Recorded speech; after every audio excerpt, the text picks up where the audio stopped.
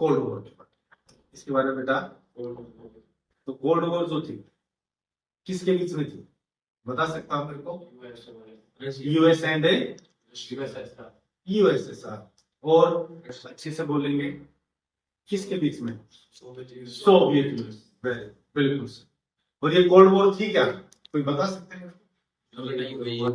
ऐसी लड़ाई तो हुई नहीं, ऐसी लड़ाई तो कभी हुई ही नहीं। लेकिन वो मैं कहूं Soviet union and US, the ideological war, विचारों की जंग जिसको हम कह सकते, दोनों ही अपनी पावर्स को बढ़ाने में जुटे हुए, दोनों ही अपनी आर्मी फोर्सेस को बढ़ाने में जुटे हुए, दोनों ही ज्यादा से ज्यादा देशों को अपने साथ लेके चल रहे। और हर बार कहीं ना कहीं ऐसा हुआ कि अब भिड़ेंगे, इनकी जंग अब होगी। लेकिन ये बात भी कंफर्म थी बेटा, अगर इन दोनों की जंग हो जाती तो थर्ड वर्ल्ड वॉर कंफर्म होनी थी। बट चलो ठीक है, भगवान का शुक्र रहा कि भाई इस तरह का कभी नहीं हुआ। और फाइनली एक टाइम आया, ये जो वॉर थी ये खत्म हुई। और मैं कहूं इससे पहले कि आज मैं नया चैप्टर स्टार्ट करूं तो थोड़ा सा और बताऊं। संसार ऑलमोस्ट दो हिस्सों में डिवाइड होकर है, जिसको कहा गया था फर्स्ट वर्ल्ड एंड सेकंड। तो फर्स्ट वर्ल्ड कौन, तो सेकंड वर्ल्ड कौन? सोवियत। जिसे फर्स्ट ब्लॉक कहते हैं, सेकंड ब्लॉक भी। तो आज अपना ये जो चैप्टर स्टार्ट होगा इसमें यही कहानी बताई जाएगी कि किस तरह से ये जो सो कॉल्ड बाइपोलर वर्ल्ड जो बना था, दो ध्रुवीय संसार बन चुका था, इसकी समाप्ति कैसे। तो यही है हमारे नए चैप्टर का नाम, that is chapter 1, the end of bipolar. The end of what is bipolar.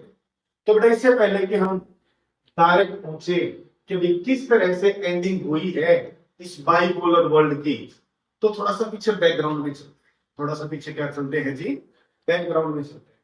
तो बात करते जी ये सोवियत सिस्टम क्या था, ये सोवियत सिस्टम में था क्या, what is Soviet system, what is the Soviet system. तो थोड़ा पीछे चलते, बात है वर्ल्ड वॉर 1 की। बात क्या है जी, वर्ल्ड वॉर है। और मैं बात करूंगा रशिया के बारे में। किसके बारे में बात करूंगा? रशिया के बारे में। तो बेटा आपने शायद अपनी जूनियर क्लासेस में रशियन रिवॉल्यूशन के बारे में पढ़ा। किसके बारे में पढ़ा था? वहां पे मैं कहूं कैपिटलिज्म था। क्या था जी? कैपिटलिज्म मतलब राजपाट शासन व्यवस्था सारा किन के हाथों में थी? पूंजीपति लोगों के। क्या थी जी? पूंजीपति लोगों के। जिससे कि वहां की जो सोसाइटी थी, जो वहां की जनता थी, खुश नहीं थी शासन से। एक मैं कहूं इक्वल सोसाइटी जिसको हम बोलते हैं, हर किसी को इक्वल राइट्स दिए जाए, ऐसी सोसाइटी वहां पर नहीं थी। तो लोगों के अंदर बेटा रोष पैदा हुआ, उन्होंने विद्रोह करना स्टार्ट किया। सो कॉल्ड पॉलिटिकल लीडर्स की छांव के अंदर उनको एक रास्ता दिखाई दिया और फाइनली एक क्रांति की गई जिसमें जीत प्राप्त हुई थी। तो मैंने कहा व्हाट इज सोवियत सिस्टम। तो हम एक चीज बात करते हैं, यूएसएसआर। व्हाट बेटा जी? यूएसएसआर। तो इसकी फुल फॉर्म बता सकते हैं मतलब यूएसएसआर? बताइए, कौन बताएगा? हाँ बोलो बोलो बोलो बोलो बेटा, शाबाश। The union of Soviet socialist Republic. The union of Soviet socialist Republic. Short form में क्या कहेंगे आप इसे? यूएसएसआर। क्या कहेंगे बेटा जिसको? और ये लगा लीजिए रशिया के अंदर इसकी एग्जिस्टेंस हुई थी इन रशिया। और बात है 1917 की। बात कब की बेटा? 1917 की। 1917 के अंदर ये एग्जिस्टेंस में आ गई थी। कौन? यूएसएस। कौन बेटा जी? और ये लगा लीजिए जो यूएसएसआर के आइडियाज थे, जो इसके आइडियाज में कहूं, वो बेस्ड थे बेटा सोशलिज्म पे। किस पे बेस्ड थे? दैट इज, जिसको हिंदी में बोलते समाजवाद। क्या बोलते बेटा? समाजवाद। Socialism means what is? जहां पर लोगों की भागीदारी, जहां पर किसकी भागीदारी बेटा? लोगों की भागीदारी हो। इसके अंदर बताया गया था कि भाई हर किसी को इक्वलिटी दी जानी चाहिए। और ये किसके अपोजिशन में था? अपोज किसको करा थी? कैपिटलिज्म। किसको बेटा? कैपिटलिज्म जो कहलाते हैं हिंदी में क्या? पूंजीवाद। क्या बेटा? मीन्स जो बड़े बड़े इंडस्ट्रियलिस्ट थे, बड़े बड़े उद्योगपति थे, उनकी बातों में बागडोर वहां पर चल रही थी और उन्होंने अपने हिसाब से एक समाज का निर्माण वहां पर कर रखा था। लाइक मैं कहूं, आज अपना इंडिया है, डेमोक्रेसी है, the mother of democracy in the world, India. तो मैं कहूं टाटा, बिरला, अडानी, अंबानी, जितने भी बड़े बड़े उद्योगपति, ये हमारे देश के डिसीजन लेने लगे। जो स्टेट है, स्टेट मीन्स व्हाट? गवर्नमेंट। वो बस एक नाम के लिए एग्जिस्ट कर रहा है, लेकिन सारे पॉलिटिकल या इकोनॉमिकल किसी भी तरह के डिसीजन बेटा वो ये बड़े बड़े उद्योगपति लेने लगे। तो दैट इज व्हाट? यही चल रहा था कहां? सो कॉल्ड, मैंने कहा रशिया में।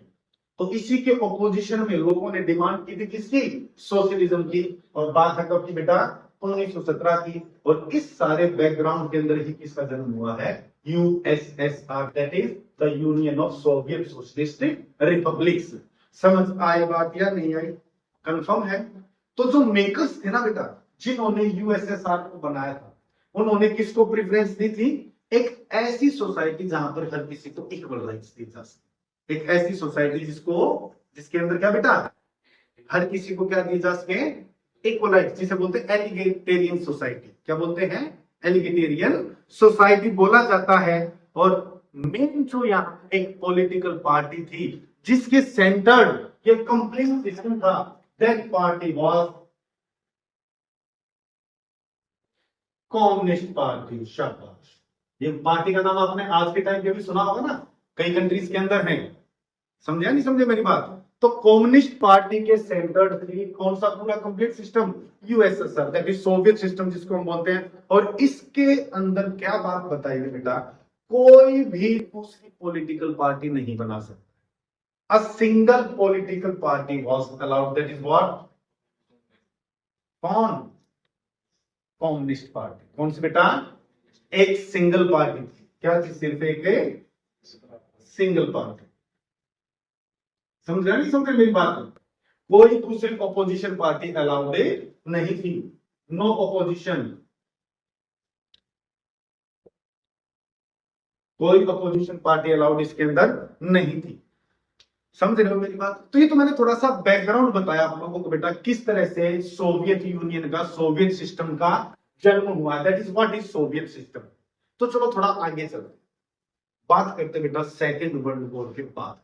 सेकेंड वर्ल्ड वॉर तो आप लोगों को पता है नहीं पता है? बताएगा थोड़ा कोई मेरे को सेकेंड वर्ल्ड वॉर के बारे में? कौन बताएगा? बोलिए। एनीबॉडी? कोई भी सेकेंड वर्ल्ड वॉर के बारे में कब से कब तक हुआ था ये बता दीजिए। 1939 से लेके 1945 तक, जिसकी एंडिंग हो गई थी 1945 में। यूएस ने न्यूक्लियर बॉम्ब डाला था। कहां पर बता सकता कोई? हिरोशिमा एंड व्हाट है?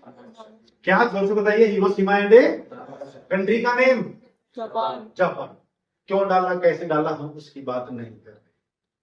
उस टाइम में कौन सभी वॉर चल रही थी, that is so called Hitler the dictator. नाम तो सुना ही होगा। आजकल अच्छे खासे कुछ टीचर्स का कंपैरिजन करते बोला इस टीचर से बच के रहना, ये हिटलर है या नहीं है? हम तो हिटलर नहीं है, हैं? आपके स्कूल में है हिटलर टीचर पढ़े लोग? अच्छी बात होने भी चाहिए, तुम लोग शुद्ध लोग भी, लेकिन उतने हाई लेवल के नहीं। चलो anyways come to the point, हम सेकंड वर्ल्ड वॉर के बारे में बात नहीं करेंगे, लेकिन रिलेटेड। लेकिन क्या? सेकंड वर्ल्ड वॉर के बाद बड़े ध्यान से, बहुत ध्यान, मेरी तरफ ध्यान देंगे, इधर उधर ध्यान दोगे ना तो आउट ऑफ चैप्टर हो जाएगा। समझे या नहीं समझे? तो मैं कहूं ईस्ट यूरोपियन कंट्रीज, कौन सी बात करूं मैं?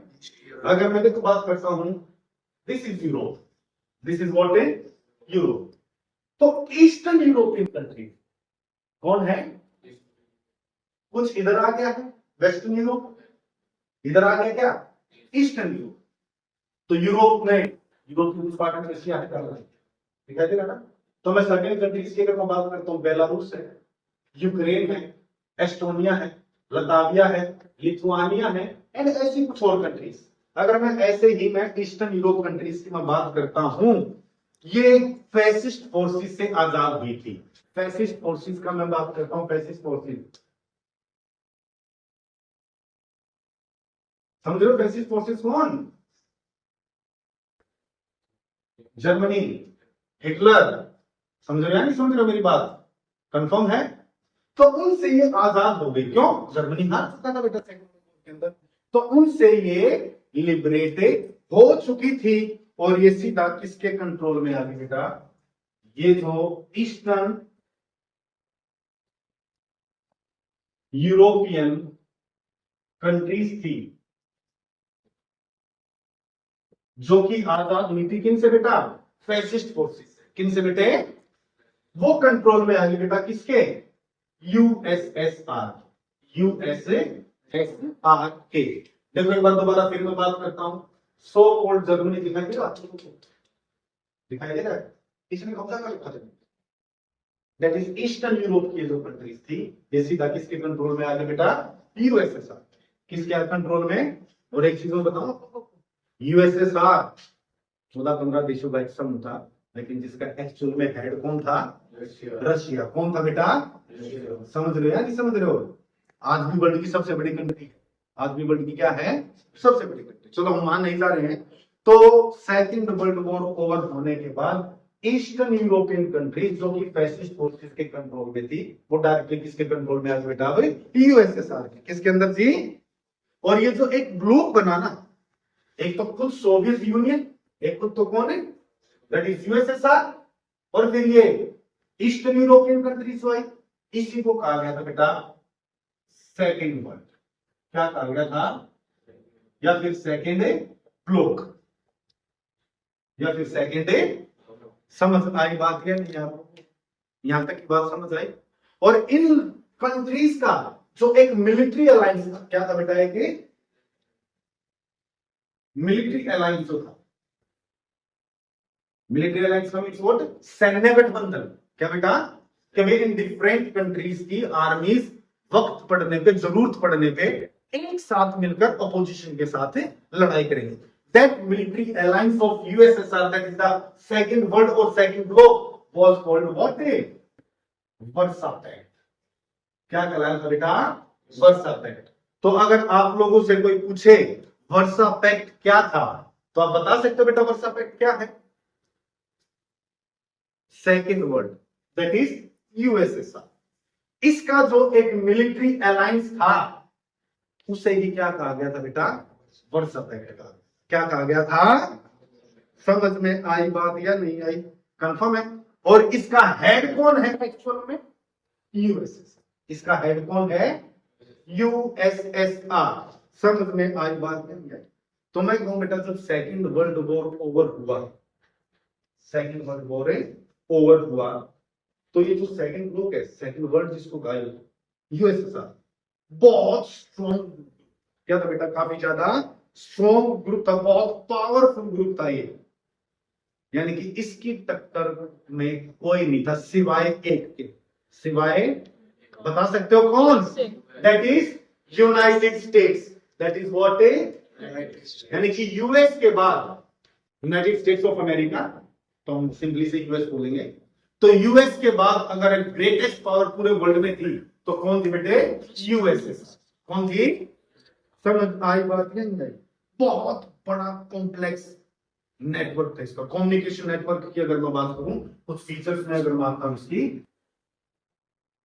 किसकी फीचर्स में अगर मानूं, बताइए। USSR vast communication network, vast,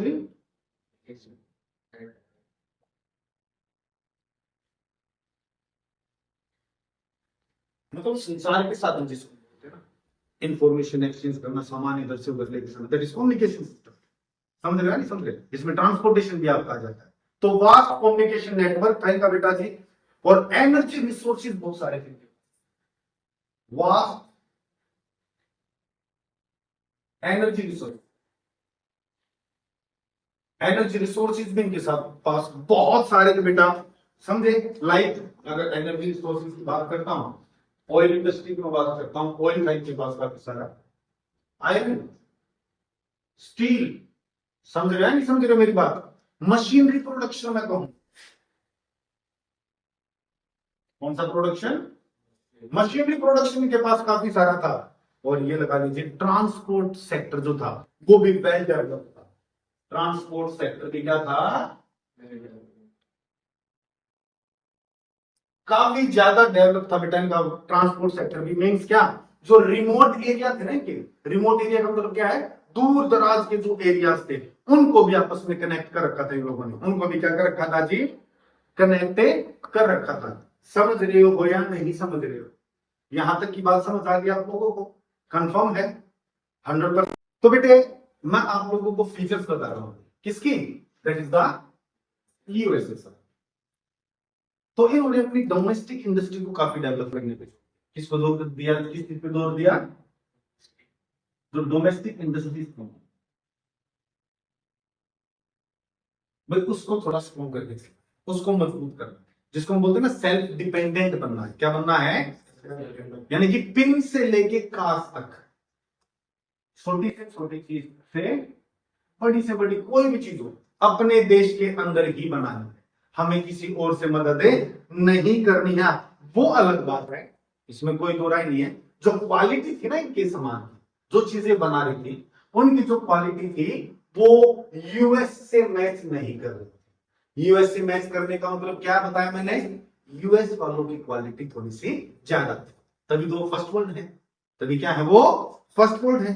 साथ ही साथ भाई इन्होंने क्या किया कि अपने जो सिटीजन्स हैं उनको बेसिक फैसिलिटीज प्रोवाइड करनी है। बेसिक फैसिलिटीज क्या होती है बेटा? हेल्थ है, एजुकेशन, वेरी गुड, समझ रहे नहीं समझ रहे हो? हेल्थ फैसिलिटी है, एजुकेशन फैसिलिटी है, भाई चाइल्ड केयर फैसिलिटी है, भाई बच्चों का, औरतों का, इनकी सेहत का ध्यान रखना है। समझे नहीं समझे? कंफर्म है या नहीं कंफर्म है?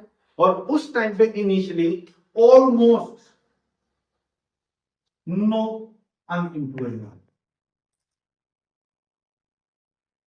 क्या मैं कहूं भाई? बेरोजगारी ज्यादा नहीं थी, ना के बराबर, यानी कि ऑलमोस्ट हर किसी को रोजगार वहां पर मिला हुआ था। समझे या नहीं समझे मेरी बात? कंफर्म है? यानी कि कंट्री भी स्टेट के ऊपर ओनरशिप किसकी? गवर्नमेंट की। किसकी बेटा? तो कहीं स्टेट ओनरशिप आपको देखने को मिलेगा ना। स्टेट ओनरशिप का मतलब क्या है? Government control. क्या है जी? कंफर्म है या नहीं कंफर्म है? तो आप बता सकते हो पार्टी कौन सी मैंने बताई थी? जोर से बोले बेटा सारे। कौन सी party? Communist party. Very good, confirm है?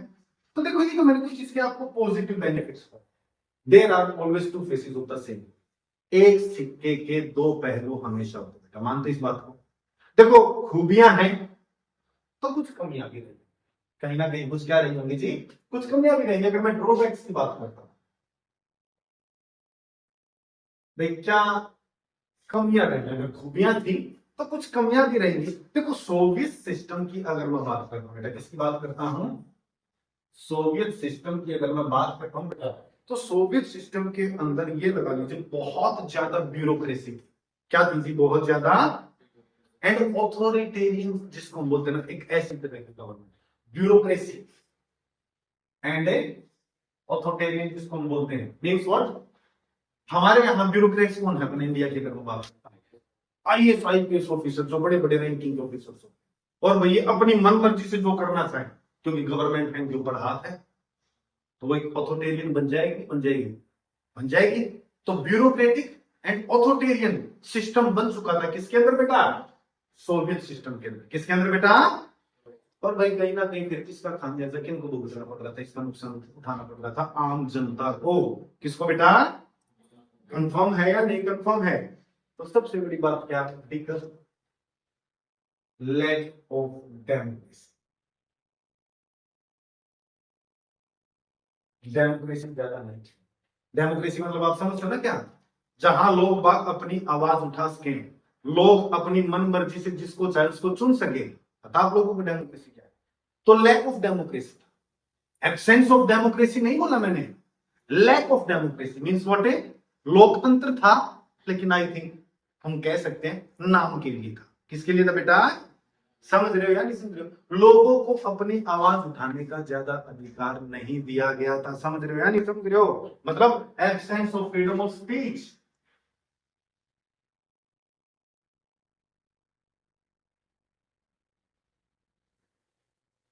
Absence of freedom of speech one of the basic fundamental rights आता है ये, पता ना, अभिव्यक्ति की आजादी का अधिकार, जहां इंसान अपनी बात रख सके। तो ये नहीं था भाई। और ये लगा लीजिए लोग बाग जो अपना एक डिसेंट में कहो, डिसेंट मीन्स व्हाट है, जो उनके अंदर एक बात समाई हुई है कि भाई हम अपनी सरकार से खुश नहीं है, तो डायरेक्टली तो वो आवाज नहीं उठा सकते थे, तो अपने विद्रोह को जनरली वहां से लोग जोक्स के थ्रू, कार्टून्स के थ्रू, इनके थ्रू रिप्रेजेंट करते थे। वहां की जनता अपनी जो डिसेंट थी, अपना जो विद्रोह था, अपने जो मन की बात थी, डायरेक्ट नहीं रख पा रहे थे। क्यों? Sense of freedom of speech था। तो कहीं ना कहीं वो किसके थ्रू रख रहे थे बेटे? जोक्स एंड कार्टून्स के थ्रू वो रख रहे थे बेटा। कंफर्म है या नहीं कंफर्म है? और मैंने बताया बेटा सोवियत सिस्टम के अंदर जो पार्टी थी वो कौन थी? Communist party. क्या थी जी? टोटल कंट्रोल थे। कम्युनिस्ट पार्टी का क्या था बेटा जी? Total control. किसके ऊपर? जितने भी इंस्टीट्यूशंस थे ना इनके, जितनी भी संस्थाएं थी इनकी, जितने भी ऑर्गेनाइजेशन थे विद इन द गवर्नमेंट, जो ऑर्गन्स थे डिफरेंट, जितने भी इंस्टीट्यूशन थे, उन पे कंट्रोल, टोटल कंट्रोल किसका चल रहा था बेटा? कम्युनिस्ट पार्टी का चल रहा था। किसका चल रहा था बेटा जी? कंफर्म है या नहीं है? कंफर्म 100% या नहीं? श्योर? यहां तक की बात कंफर्म है। तो मैंने कहा 15 देशों का लगभग समूह, 15 देशों का ग्रुप, 15 कंट्रीज का एक ग्रुप कौन बना था? That is Soviet system. क्या बना था जी? तो मैं कहूं being USSR head, that is Russia में कहूं, लेकिन बाकी कंट्रीज में भी तो लोग बाग रह रहे हैं ना बेटा। बाकी कंट्रीज में भी तो क्या रह रहे हैं? लोग रह रहे हैं ना। उनके अधिकारों का क्या? उनके अधिकारों का भी तो ध्यान रखना पड़ेगा, उनकी आवाज का भी तो ध्यान रखना पड़ेगा। कंफर्म है या नहीं कंफर्म है? भाई लोगों के अपने कल्चरल राइट्स होते हैं, उनके कुछ सोशल अधिकार हैं, कुछ सोशल राइट्स हैं, पॉलिटिकल राइट्स हैं। अगर उनको उनके वो अधिकार नहीं दिए जाएंगे तो इसमें कोई दो राय नहीं है, लोगों के मन के अंदर एक कहीं ना कहीं विद्रोह की जोत जरूर जलेगी। सच्चाई है ये बात। आजादी किस चीज से दिलाई थी? कभी 1917 में शुरुआत की थी कैपिटलिज्म से आजाद करके सोशलिज्म की तरफ। तो चलते गए ठीक है, सोशलिज्म नाम है, लेकिन जैसा वादा किया गया था वो निभाया नहीं गया। वो बोलते ना संगम वादा तो किया लेकिन निभाया नहीं। ऐसा काम किसने कर दिया? बोलिए थी यार, जोर से बोलो, पता तो आप लोगों को, बता के आया हूं भी। किसने किया ऐसा? That is communist party. किसके अंदर? Soviet system. किसके अंदर बेटा? समझे या नहीं समझे? और फिर मैं कहूं ये जो यूएसएसआर है, ये 15 देशों का जो समूह है, जो ग्रुप है, इसका हेड कौन है जी? कौन है जी? रशिया। तो मैं देखो एक एग्जांपल देता हूं, बड़े ध्यान से। अगर मैं बात करता हूं अपने इंडिया की, किसकी बात करता हूं? अपने। आप अगर इंडिया की तरफ ध्यान दें, किसकी तरफ ध्यान दें? आप अगर इंडिया की तरफ ध्यान दें, अपने कुछ पड़ोसी देश है, देखो मैं नाम नहीं लूंगा, मैं उन देशों का नाम नहीं लूंगा, नाम आप लोगों को पता ही है। इंडिया के अंदर भगवान करे जुड़ जाए, अच्छी बात है, नहीं चलो बाकी तो देखो ख्वाबों में तो कहेंगे, चलो सिलसिला जारी रहेगा। तो ये कुछ कंट्रीज अगर हमारे साथ जुड़ जाए, हम क्या कह सकते हैं उनको? USI, United states of India. चाहते हैं ऐसा हो? आप लोग चाहते हो ऐसा? जी देखो, चाहने को तो पता नहीं क्या क्या चाहते हैं, मानते इस बात को, पर जस्ट सपोज अगर ये सारी कंट्रीज हमारे आसपास के हमारे साथ जुड़ जाती है, and being India as a supreme power माना जाए, इंडिया है, जो रूल एंड रेगुलेशन चलना है इंडिया के हिसाब से चलेगा। बेटा एक रीजनल डाइवर्सिटी होती है, क्या होती है कि रीजनल डाइवर्सिटी से कहीं ना कहीं कल्चरल डाइवर्सिटी निकल के आती है। हर एरिया के अपने लोगों का अपना एक कल्चर है, लेकिन कहीं ना कहीं अगर डोमिनेट करने लग जाए एक कंट्री तो फिर दिक्कत होगी ना। वो साथ होते हुए भी क्या साथ रह पाएंगे? तो वही काम कहाँ चल रहा था बेटा, सोवियत कहां पर चल रहा था, समझ रहे हो भैया, नहीं समझ रहे हो। तो एक्चुअल में हर किसी चीज को अगर डोमिनेट कोई कर रहा था, हर चीज को डोमिनेट करने वाला कौन था, नाम तो सुना होगा कौन। आज के टाइम में कैसा है, हमारे साथ तो बहुत अच्छे संबंध, और ये कहा होते भाई हमारे साथ संबंध अच्छे, तुम्हारे लिए तो अच्छा है, हमारे साथ संबंध अच्छे हैं तो हमारे लिए अच्छा, वास्तव में हमारे लिए अच्छा है। लेकिन फिर वही बात देखो, हम अपने पर्सनल इस बातों को यहाँ लिख रहे हैं। इन वेरी फ्रैंक मैं सिंपल बताऊंगा आप लोगों को, सुनेंगे ध्यान से। सोवियत सिस्टम के अंदर डोमिनेट अगर कोई कर रहा था तो टोटली कौन कर रहा था बेटा, रशिया कर रहा था। कौन कर रहा था, तो बाकी जो कंट्रीज इनके साथ जुड़ी हुई थी, उनकी जो अपनी आकांक्षाएं थी, उनकी जो अपनी एस्पिरेशंस थी, कहीं ना कहीं उनको नेग्लेक्ट किया गया, कहीं ना कहीं उनको क्या किया गया था बेटा। समझ में आई बात या नहीं है। देखो अगर आर्म्स रेस की बात करें, किसकी बात करते हैं बेटे, आर्म्स रेस की बात करते हैं। आर्म्स रेस का मतलब होता है हथियारों की होड़। किस चीज की होड़ है, आर्म्स रेस। तो भी सी बात है, आर्म्स रेस सोवियत यूनियन की किसके साथ चल रही है, यूएस के साथ। किसके साथ चल रही है जी, यूएस के साथ इनकी होड़ चल रही थी। वो भी सी बात है, बिल्कुल तगड़े वाली टक्कर जिसको बोलते हैं ना, हथियारों की होड़ जबरदस्त इनमें। लेकिन इस चीज का एक बहुत बड़ा खामियाजा भुगतना हो रहा है, किसको, Soviet Union at a great cost. Arms race जो यूएस के साथ इसने की है, इसके साथ की थी, यूएस के साथ जो की है at a great cost. Means what है, मतलब कुछ पाने के लिए इन्होंने बहुत कुछ गवाया, कुछ पाने के लिए बहुत कुछ क्या गवाया भी है। और किसके साथ संघर्ष, किसको टक्कर देने के लिए, सिंपल सी बात मैंने बताया, यूएस को टक्कर। किसको टक्कर देने के लिए बेटा जी, समझ में आई बात नहीं आई। और अगर मैं बात करता हूं यूएस के साथ, किसके साथ है, मैं बात करूं टेक्नोलॉजी,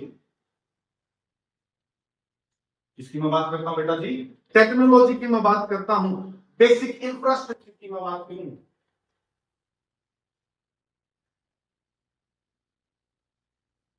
लाइक मैं कहूं ट्रांसपोर्टेशन,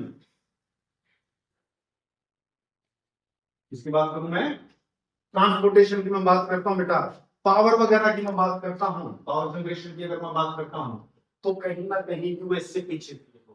यूएस से क्या थे बेटा जी, पीछे थे, कंफर्म है। और सबसे बड़ी बात, एक कंट्री के लोगों की कुछ पॉलिटिकल एंड इकोनॉमिकल एस्पिरेशन होती हैं, राजनीतिक तथा आर्थिक आकांक्षाएं होती बेटा। तो अपने ही लोगों की, अपने लोगों की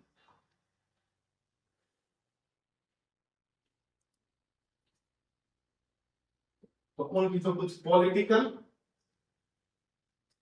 एंड इकोनॉमिकल एस्पिरेशंस थी बेटा, उनको ये पूरा करने में कामयाब नहीं हो पाए। मीन्स व्हाट है, वादा तो किया गया कि हम आपके लिए ऐसा करेंगे, हम आपके लिए ऐसा करेंगे,